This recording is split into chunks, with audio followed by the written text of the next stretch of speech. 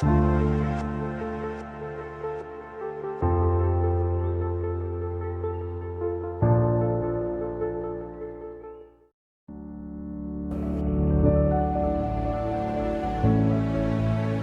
identity is not inside our body. Our identity is picked up by protein antennas on the surface of our cells. The body is like a television set, and there's a broadcast coming in. And the relevance about that is sometimes the television breaks, you say the television's dead. And I say, yeah, but is the broadcast still there? There's a number of studies of people who have heart transplants. And when they receive a transplant for somebody else, they start to pick up characteristics of the person who donated the heart. Now, some people say that's cellular memory. As a cellular biologist, I think you're giving great credit of memory to a cell. A cell is lucky to remember if it's a liver cell or a skin cell, not if it likes chicken McNuggets and beer. But the story I just want to emphasize is this: a young girl received a heart from another young girl. And once the heart was implanted, just shortly after, she had very vivid nightmares of being murdered. And they repeated themselves every night. And so finally, the doctor said, well, where did this heart come from? And it was from another girl who was murdered. And the relevance about that was the nightmares were so vivid that when the police questioned her about what she had seen, they were able to catch the killer.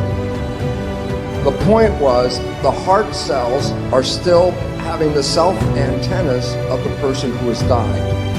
And so as long as the heart was still present, it was downloading the identity into that heart. And the relevance is, yes, the girl's dead, but is she still there? Why? Because if the heart has the receptors, it still shows that there's a source that's feeding this individual person. Between all this particular data, it is profoundly important to understand the nature of some quantum physics, energy fields, and identity, and that we are not in this body. We are being broadcast to this body. As a scientist, and not spiritual for 40-some years, and then in 1 minute after understanding the nature of the membrane, it's like 2 + 2 is 4. I'm not in here. It was oh my God, I'm not here. And that concept of being outside, then being immortal, was interesting. But then I wanted to add this part because I thought this was the exciting part about my connection with my spirit and my body. I asked myself as a scientist, I said, well, why have a body and a spirit? Why not just be spirit? The answer for that is this. This is a virtual reality suit. You jump into this suit, you drive it around, the experiences of this suit are sent back to source. That's where we start to recognize your brain activity is not contained in your head. You can use magnetoencephalograph probes outside of your head, and you can read your brain activity. So you're broadcasting back to the field. And that's why we can see a sunset. We can taste that chocolate. We can smell that rose.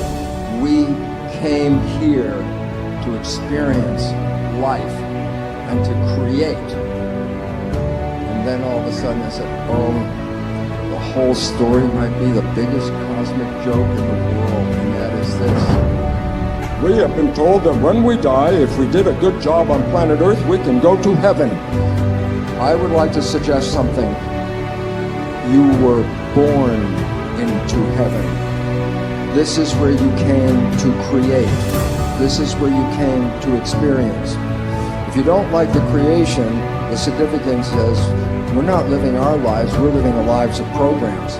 And if you don't like the program, the new biology is the one that says you can rewrite it. And if you rewrite it to make your creation not the one you bought as the creation, you will manifest heaven on earth. You will wake up every day with the glory of being in the most spectacular planet and the ability to create life. And that's what the joy is all about. What would happen if you stopped playing the program? And the answer is so wonderful because all of you have taken that red pill at some point. And that was when you fell deeply in love with somebody. I said, what was happening when you fell deeply in love? And I say, for the first time in your life, you stopped thinking because everything you wanted is now right in front of your face. And when you stop thinking and you become what is called mindful, then you are in absolute control. I say, look, your life could suck every day until you met this person, and then heaven. In 24 hours later, you can experience heaven. And what was the difference? You stopped thinking and started being present. And so it becomes important if you want to transform, then you stay present and you repeat what you like, and repetition is what will reprogram your subconscious. So as long as you stop the old talk, put in what you want, and repeat what you want, you have an opportunity to rewrite any program